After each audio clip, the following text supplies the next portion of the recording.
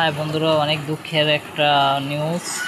এই একটা স্বর্ণকারের একটি স্বর্ণের দোকান, কি বলবো তোমার, এখানে নাইট গার্ড আছে, নাইট গার্ডের সহযোগিতায় ওই দোকানটি চুরি হয়েছে। মানে নাইট গার্ডও ভাগ পাইছে।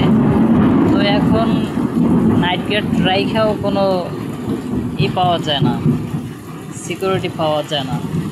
নাইট গার্ড সহ মনে করো এরা এর ভাগে থাকে, প্লাস এরা ভাগাভাগি করে এই চুরির টাকা নিয়ে খায়।